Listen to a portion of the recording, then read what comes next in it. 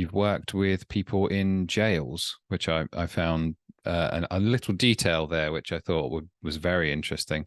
Have you got any perhaps stories or learnings from counseling people in prison?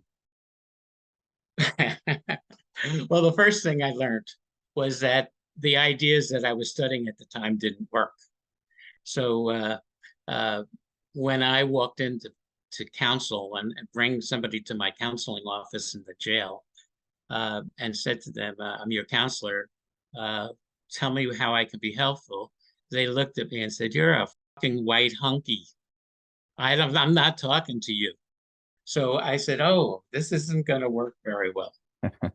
And then one day, a mother came up to me. She came for visiting time with her son. She had an 11-year-old son. I was working in the detention center for the children under 16 who were incarcerated.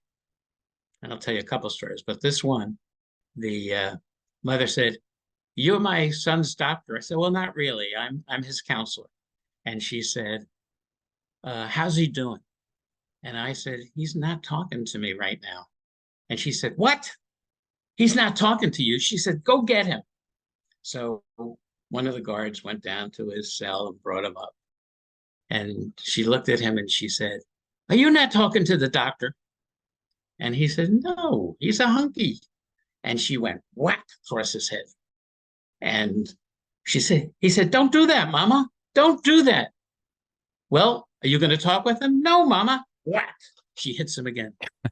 And and he said, "Stop it. That hurts." And so she said, "You not going to talk to him? I'm going to whack you one more time." "Okay, Mama, I'm going to talk to him." I said, "Mama, would you come every week back here and meet with your son and I?" And he said, "No, she won't." She said, "Yes, I will." And that moment, I went running through the hall saying, "I discovered family therapy. I discovered family therapy."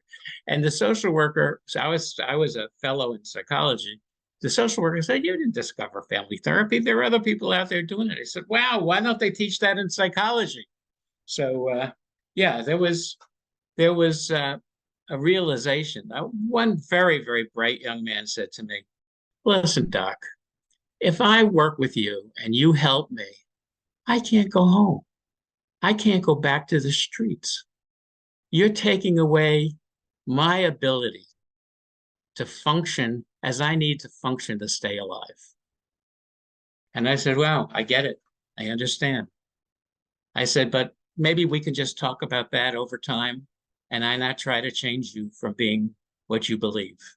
That will keep you going forward." So one of the things I understood mostly, having worked in that situation, was that we had to adapt to what people needed, not give them what we think they should have, as they aren't going to take it. It isn't good for them.